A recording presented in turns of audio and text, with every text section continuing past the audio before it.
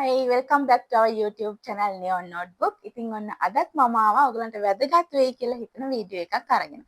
ඇත්තටම කීප දෙනෙක්ම මගෙන් ඇහුවා කොහොමද මේ nursing council verification එකක් ගන්න. එහෙම නැත්නම් කොහොමද මේ good standard letter එකක් nursing council එකෙන් ගන්න කියලා. ඇත්තටම මේක හරිම ලේසි process එකක්. ලංකාවේ තියෙන system එක බැලුවාම හරිම ලේසියෙන් අපි හරියටම document එක දුන්නොත් හරියටම සතියකින් අපිට හම්බ වෙනවා. මේ process එක හරිම ලේසි. එහෙනම් අපි බලමු කොහොමද මේ verification එකක් හරියටම කරගන්නේ කියලා. එහෙනම් අපි යමු වීඩියෝ එකට. පළවෙනිම දේ තමයි මේ verification එක ගන්න process එකේදී ඔයාලා nursing council website එකට ගිහිල්ලා ඒකේ download කියන section එක යටතේ මේ verification වලට ඕන කරන form එක application එක download කරගන්න ඕන. ඒකේ පැහැදිලිවම පිටිපස්සේ තියෙනවා මොනවාද ඔයා submit කරන්න ඕන document එක කියලා. ඇත්තටම ඒ ටික හරියට අරන් යනවා නම් මේ verification එකට කිසිම ප්‍රශ්නයක් වෙන්නේ නැහැ. මම අද ඔයගලන්ට කියන්නම් මොනවාද මේ documents මොනවාද ඔයගලා අරන් යන්න ඕන කියලා සහ කොහොමද මේක සිද්ධ වෙන්නේ කියලා. මුලින්ම දැන් ඔය කිව්වා වගේ download කරගන්න form එක ඒක හරියට capital letters වලින් form එක fill කරගන්න ඕන. ඊළඟට මේ form එකට අමතරව ඔයාලා යාලට දෙන්න ඕන registrarට address කරලා request letter එකක් ඔයාගේ reason එක පැහැදිලිව සඳහන් කරලා. දැන් හිතන්නකෝ ඔයා තව nursing council එක registration එක ගන්න තමයි මේ verification එක ඉල්ලන්නේ. ඉතින් එහෙනම් ඔයා ඒ registrarට address කරලා කියන්න ඕන මම මෙන්න මේක සඳහා තමයි කියන්නේ මම New Zealand Nursing Council එක නැත්නම් Australian Nursing Council එකේ registration එක ගන්න තමයි මට මේ verification එක ඕනේ කියලා පැහැදිලිව සඳහන් කරලා registrarට address කරලා ලියුමක් ලියන්න ඕනේ. ඔයාට මේ registrarගේ address එක පැහැදිලිව ගන්න පුළුවන් ඒ download කරගත්ත form එකේ යට තියෙනවා එයාගේ address එක. ඒ address එක දාලා ඔයාගේ address එක දාලා මේ ලියුම හරියට ලියන්න ඕනේ. ඒතර මේ request එක reason එක කියන request letter එකත් එක්ක තමයි ඔයා මේ application එක බාර දෙන්න ඕන. ඊළඟ කාරණේ තමයි ඔයා මෙන්න මේ verification එක ගන්න නම් එහෙම නැත්නම් good standard එකක් ගන්න නම් nursing council එකට රුපියල් 5000ක payment එකක් කරන්න ඕන. මේක ඔයාට ඕනම BOC branch එකකින් කරන්න පුළුවන්. ඒක nursing council එකේ account number එකට ඕනම BOC branch එකකින් මේ 5000 ගෙවලා ඒ bank slip එකත් ඔයා අරගෙන යන්න ඕන nursing council verification එකට බාර දෙන්න.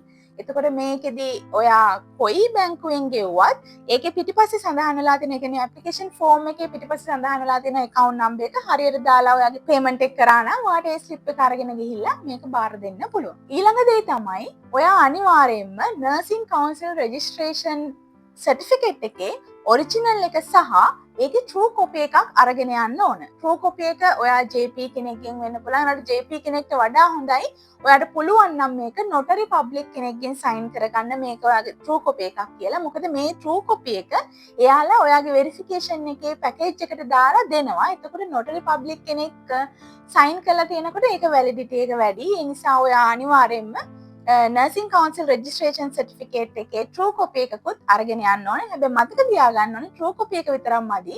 ඔයා අනිවාර්යයෙන්ම original certificate එකත් අරගෙන යන්න ඕනේ. මොකද ඒගොල්ලෝ original certificate එක බලලා තමයි true copy එක බාරගන්නේ. ඔයා original දෙන්න බැරි වුණොත් ඔයාට ඔයාගේ application එක යාලා බාරගන්නේ නැහැ. ඒ නිසා මතක ඇතුව true copy එක විතරක් නෙවෙයි original certificate එකත් අරගෙන යන්න ඕනේ. ඊළඟ දේ තමයි ඔයා diploma certificate එකේ true copy එකකුත් මේ විදිහටම අරගෙන යන්න ඕනේ. original එකත් ඔයා අරගෙන යන්න ඕනේ. ඔයා NTS එකකින් out වුණා නම් ඔයාගේ NTS diploma එක එහෙම නැත්නම් ඔයා කැම්පස් එකක් through out වුණා. කියන්නේ faculty එකකින් nursing faculty එකකින් out වුණා නම් අන්නේ කැම්පස් එකේ degree certificate එක ඔයා අරගෙන යන්න ඕනේ. එතකොට ඔයා දැන් NTS එකෙන් out වෙලා ඔයා ඩිග්‍රී එකක් කරලා තියෙනවා කියලා ඩිග්‍රී සර්ටිෆිකේට් එක අරන් ගියාට හරියන්නේ නැහැ. මොකද ඔයාගේ nursing council registration එකේ තියෙන්නේ ඔයා ඩිප්ලෝමා ධාරී හෙද නිලධාරියක් කියලා. මොකද ඔයා government NTS එකකින් out වෙච්ච නිසා. ඒතර ඔයා ඩිග්‍රී එකක් කරා වුණාට ඔයාගේ ඩිග්‍රී එක මෙතනට අදාළ වෙන්නේ නැහැ. ඔයා ඩිප්ලෝමා සර්ටිෆිකේට් එක තමයි අරගෙන යන්න ඕනේ. එතකොට ඔයා කැම්පස් එකකින් ආව නම් ඒ කියන්නේ දැන් හිතන්නකෝ ෆැකල්ටිස් තියෙනවානේ නර්සින් ෆැකල්ටිස් ඒගොල්ලන්ටත් දැන් රෙජිස්ට්‍රේෂන් එක ගන්න පුළුවන් නේද දැන් නර්සින් කවුන්සිල් එකේ අන්න එහෙම කෙනෙක් නම් ඔයා අරගෙන එන්න ඕනේ ඔයාගේ ඩිග්‍රී සර්ටිෆිකේට් එක සහ true copy එක. ඒතර මේක අනිවාර්යයෙන්ම ඔරිජිනල් එකත් අරගෙන එන්න true copy එකත් එක්ක. ඊට පස්සේ ඔයාගේ ID එක national ID එක ඕන ID එකයි true copy එකයි ඕන. ඊළඟට ඔයාගේ passport එක ඕන passport එකේ true copy එකත් ඕන. මේ හැමදේම true copy කරද්දී ඔයා මතක තියාගන්න notary public කෙනෙක්ගෙන් කරගන්නවා නම් වඩා හොඳයි. JP කෙනෙක් උනත් ප්‍රශ්නයක් නැහැ. ඒ වුණාට notary public කෙනෙක්ගෙන් කරාම මේක validity එක වැඩි. පැහැදිලිව තියෙන දැන් වගේ ID එක කියනවා නම් ඔයා ID ෆොටෝ එක පැහැදිලිව වැදිලා තියෙන්න ඕනේ. ඔයාගේ પાස්පෝර්ට් එකේ කොපි එක නම් ඒක පැහැදිලිව වැදිලා තියෙන්න ඕනේ. මේකේ ට්‍රූ කොපි එක කරගෙන ඇවිල්ලා ඒවත් අරගෙන එන්න. ඔරිජිනල් ඒවත් ගේන්න අනිවාර්යෙන්ම මතක තියාගන්න. ඒගොල්ලෝ ඔරිජිනල් එක චෙක් කරලා තමයි බාරගන්නේ. ඊළඟ දේ තමයි මේ වෙරිෆිකේෂන් එකට සර්විස් ලෙටර් එකක් ඕන වෙනවද කියලා ඔයගලන්ට හිතෙන්න පුළුවන්. මොකද දැන් සමහර වෙලාවට ඔයා රටේ නැති වෙන්න පුළුවන්. ඔයා පිට රටක ඉන්න ගමන් මේ වෙරිෆිකේෂන් එක බලාගෙන ඉන්න පුළුවන්.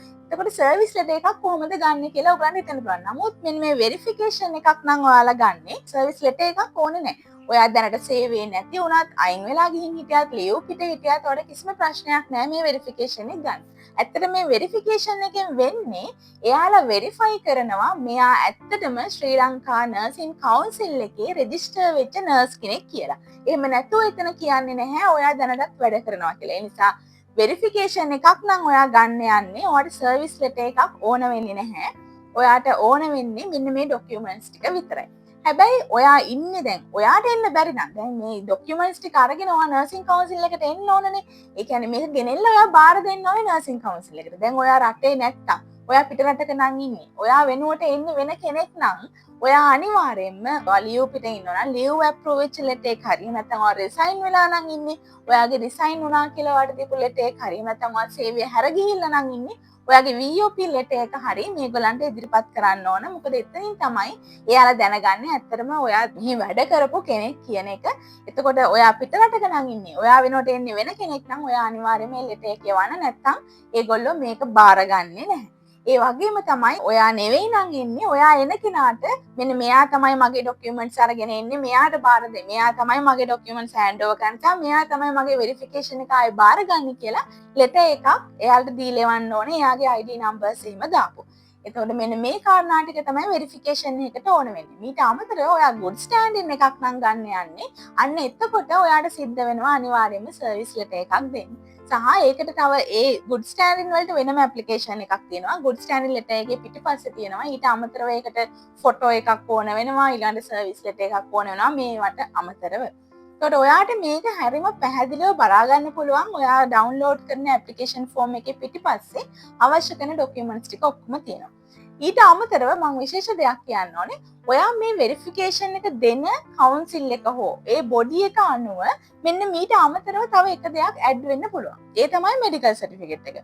මේක මේ ෆෝම් එකේ පිටිපස්සේ සඳහන් වෙලා නැහැ. හැබැයි ඔයා නිව්සීලන්ත නර්සින් කවුන්සිල් එකට නම් මේ වෙරිෆිකේෂන් එක දෙන්නේ. ඔයාට ඕන වෙනවා මෙඩිකල් සර්ටිෆිකේට් එකක්. ඒ කියන්නේ ඔයාගේ ගමේ ડોක්ටර්ගෙන් ඔයාගේ ෆැමිලි ડોක්ටර්ගෙන් ගන්න ලෙටර් එකක්. ඔයා mentally and physically වැඩ කරන්න ෆිට් කියලා. මේක ඕන වෙනවා නිව්සීලන්ත නර්සින් කවුන්සිල් එකට. හැබැයි ඔයා ඕස්ට්‍රේලියන් නර්සින් කවුන්සිල් එකට නම් මේ වෙරිෆිකේෂන් එක දෙන්නේ. ඒක ඕන වෙන්නේ නැහැ. එතකොට ඒක අපි කොහොමද දැනගන්නේ? එතකොට අපිට ඒක දැනගන්න වෙන්නේ අනිවාර්යයෙන්ම අපේ නර්සින් කවුන්සිල් එකට ශ්‍රී ලංකා නර්සින් කවුන්සිල් එකට එක කෝල් එකක් දෙන්න වෙනවා. දීලා අහන්න ඕන මම මෙන්න මේකට වෙරිෆිකේෂන් එකක් ගන්න යනවා. මේකට මොනවා හරි ඇඩිෂනල් ડોකියුමන්ට්ස් ඕනද? එහෙම මොනවද එයාලා කියනවා.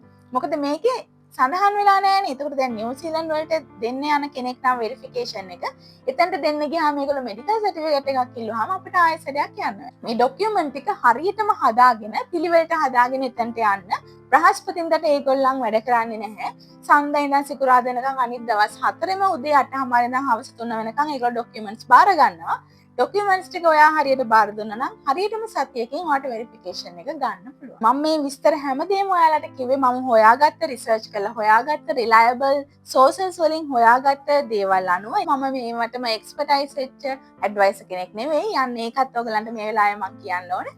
ඉතින් එහෙනම් ඔයාලගේ මේ ජර්නි එකට සුබ පතන ගමන් මේ දේ හරියටම කරගෙන රස්තියාදු වෙන්නේ නැතුව මේ දේ කරගන්න ඔයගලන්ට හැකියාව ලැබෙන්න කියලා ප්‍රාර්ථනා කරන ගමන් අදට මං ගිහින් එන්න.